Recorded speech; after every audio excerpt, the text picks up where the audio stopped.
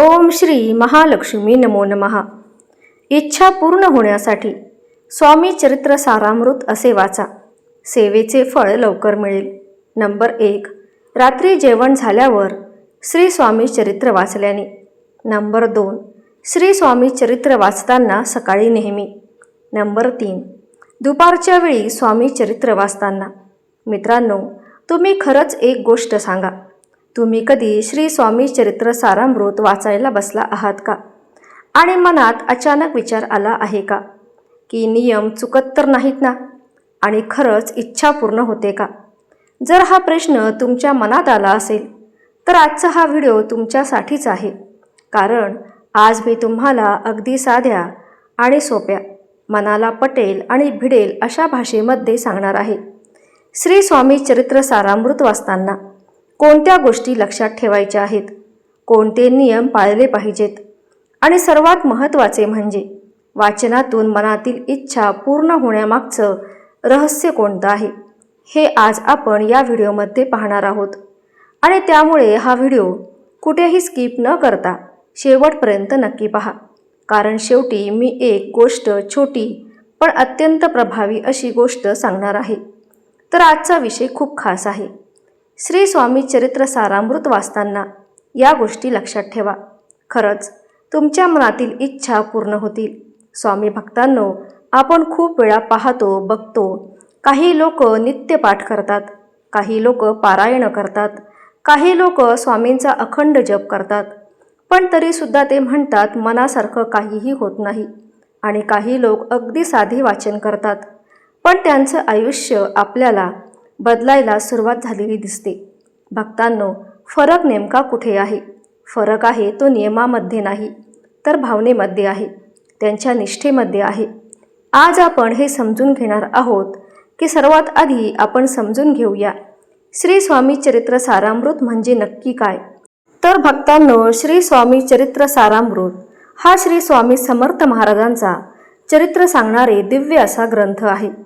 हा ग्रंथ केवळ कथा नाही, तर हा ग्रंथ म्हणजे स्वामींच्या कृपेचं जिवंत रूप आहे। अनेक वेळा भक्त मानतात आणि सेवा मार्गातही हेच सांगितलं जातं की या ग्रंथाच्या नित्य वाचनाने आयुष्य, आरोग्य, संतती, संपत्ती सर्व काही मिळते आणि त्या मनुष्याची संकटातून सुटका होते। म्हणूनच गुरु माऊली परमपूज्य अण्णासाहेब मोरे यांच्या दिंडोरी परिणित सेवा मार्गात या ग्रंथाचे नित्य वाचन केले जाते।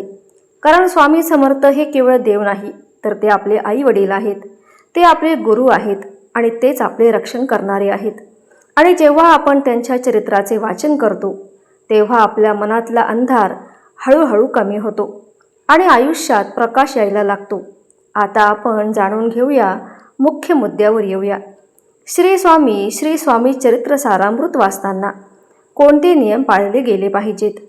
हे नियम मी तुम्हाला खूपच सोप्या भाषेत सांगते, जेणेकरून तुम्ही लगेच आजपासूनच वाचनालाही सुरुवात करू शकता आणि हे नियम नित्य पाळू शकता। सेवा करताना आपल्याला सांगितलं जातं की नित्य 3 अध्याय वाचन करायचे आहेत। भक्तांनो, सेवा मार्गात सांगितलं जातं की रोज क्रमशः 3 अध्याय वाचायचे, म्हणजे आज जे अध्याय वाचले उद्या त्यानंतरचे, असा क्रम ठेवायचा। आणि विशेष सांगितलं जातं की हे वाचन करायला सुरुवात गुरुवारपासून करावी, कारण गुरुवार हा गुरुचा दिवस आहे। श्री स्वामी समर्थ हे देखील गुरु रूपातच आहेत। आता पहिला नियम आहे, भक्तांनो, वाचन सुरू करताना एक छोटासा संकल्प घ्या।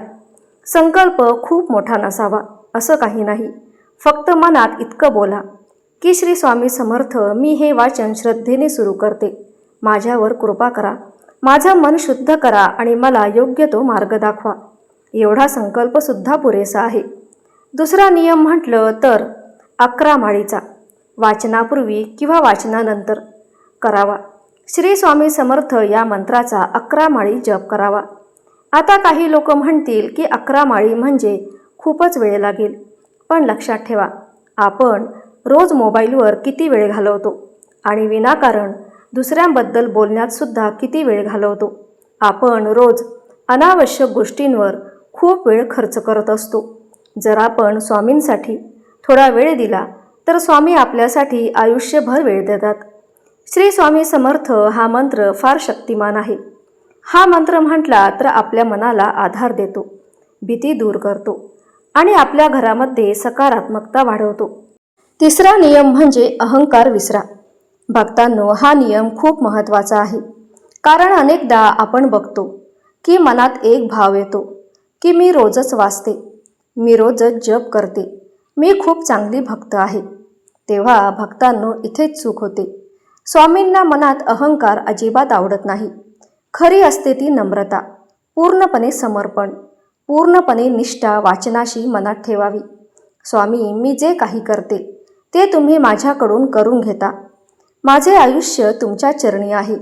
आणि जेव्हा हा भाव मनामध्ये येतो तेव्हा भक्तांचे संकट स्वामी स्वतःहून कमी करतात आणि ते आपोआप कमी व्हायला सुद्धा लागतात. चौथा नियम म्हणजे शुद्धता पाळा. वाचन करताना शक्यतो स्नान करून स्वच्छ कपडे घालून स्वामींचा फोटो किंवा मूर्तीसमोर बसून वाचा. काही लोक म्हणतात आमच्याकडे वेळ नसतो, पण शुद्धता म्हणजे केवळ बाहेरची नाही, तर शुद्धता म्हणजे आंतरिक मनाची सुद्धा आहे. जेव्हा आपण स्वच्छ होऊ, शांतपणे बसू, वाचन करतो, तेव्हा त्या शब्दांचा परिणाम आपल्या मनावर होत असतो. विशेषतः रात्री झोपण्यापूर्वी वाचन केलं तर शांत झोप लागते आणि म्हणूनच ही शांत झोप घरामधील कलह कमी करते. भक्तांनो, आपण समजून घेऊया की इच्छा पूर्ण होण्यामागचं रहस्य काय आहे. कारण आपण पूर्वी सांगितलं की शीर्षकात आपण बोलतोय मनातील इच्छा पूर्ण होतील. पण इथे एक गोष्ट लक्षात ठेवा, श्री स्वामी समर्थ आपल्या मनातील प्रत्येक इच्छा पूर्ण करतात. पण योग्य इच्छा म्हणजे जे तुमच्या भल्यासाठी आहे तेच, जे तुमच्या आयुष्याला योग्य दिशा देणारं आहे ते स्वामी ते नक्की देतात.